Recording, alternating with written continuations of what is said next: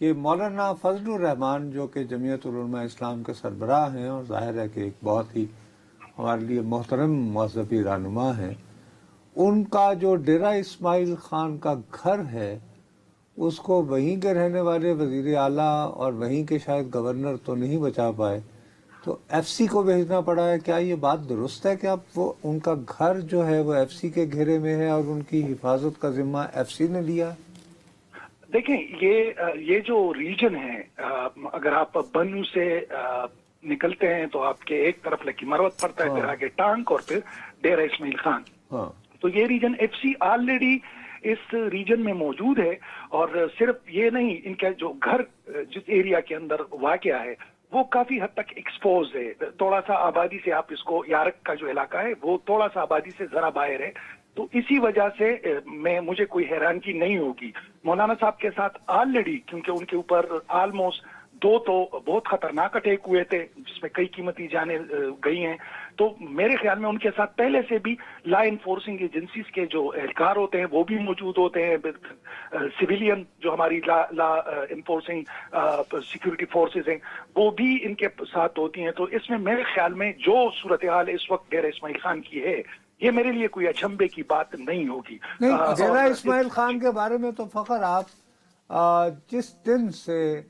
آپ کو پہلے دن لیا ہے، آپ وہ پہلے شخص ہو جس نے خبر نشر کے ذریعے اس بات کو سال سے اوپر ہو گیا، اور سال سے اوپر ہو گیا ہے، آپ بار بار متنبع کرتے چلے گئے، ہماری بدقسمتی کے کسی کے کان پر جوں تک نہیں رینگی، لیکن اب آپ کی آج کی بات سن کے تو میرا دل اور بیٹھ رہا ہے کہ اب جس قسم کی موبلٹی ہو رہی ہے اس میں تو یوں محسوس ہو رہا ہے کہ جیسے انتہا پسند تنظیمیں ہمارے قریب ترین دوست چین کو اپنا ٹارگٹ بنا رہی ہیں، اور اس کے نتیجے میں سی پیک کے جو مرحلہ نمبر 2 کا آغاز ہونا تھا اس کو بہت خطرات کا سامنا کرنا پڑ سکتا ہے بھیا۔ بالکل، اور ڈیرہ اسماعیل خان کی چونکہ یہ کنیکٹنگ پوائنٹ ہے بٹوین ڈفرینٹ پروونسز، لائک اگر آپ ڈیرہ اسماعیل خان سے آگے بڑھتے ہیں تو پھر پنجاب، سدرن پنجاب کے علاقے بکر اور یہ والے ایریاز شروع جو بارڈر شیئر کرتے ہیں ڈیرہ اسماعیل خان کے ساتھ، اس طرح کوہ سلیمان کی طرف جب آپ آگے بڑھتے ہیں تو ڈیرہ اسماعیل خان بارڈر ٹچ کرتا ہے جوب کے ساتھ، پھر بلوچستان شروع ہو جاتا ہے۔ اسی طریقے سے کوہ سلیمان کے رینجز کو اگر آپ دیکھ لیں تو اس میں کئی ایسی کراسنگ پوائنٹ ہیں جو آپ کو افغانستان بآسانی بغیر کسی کے نظروں میں آئے ہوئے آپ کو افغانستان کا ایکسس دے سکتی ہے۔ خود یہ خیبر پختونخوا کا حصہ ہے، اور اگر سدرن پنجاب کے راستے آپ جاتے ہیں تو کچے کے علاقے کے ذریعے آپ سندھ کے ساتھ جڑ سکتے ہیں، راجن پور اور پھر اس سے آگے، تو اس کی جو جغرافیکل امپورٹنس ہے اسٹریٹجک ڈیرہ اسماعیل خان کی، خصوصاً سی پیک کے حوالے سے، کیونکہ اسلام آباد ٹو ڈیرہ اسماعیل خان جو سی پیک روٹ بنا ہے یہ شارٹیسٹ بنتا ہے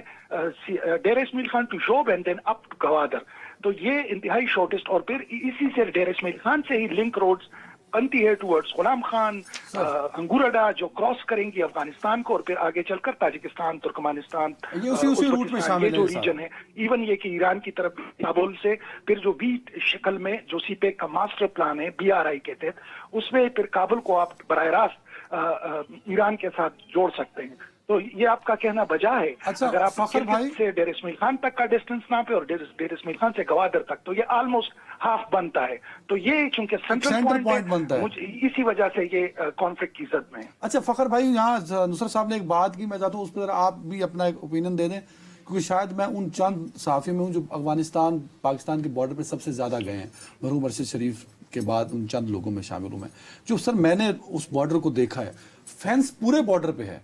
سر، وہ اتنا مشکل ٹرین ہے، ان کے پاس ڈرونز ہیں، کیمرے ہیں، سرویلنس بھی ہے۔ فخر بھائی اس میں اپنا انپٹ بھی دے دیجئے گا سر، وہ پاسبل نہیں ہے کہ آپ اس پر پوری طرح اس کو 100% سیکیور یا مانیٹر کر سکیں۔ فخر بھائی یہ پلیز ذرا اس پہ بات کیجئے گا۔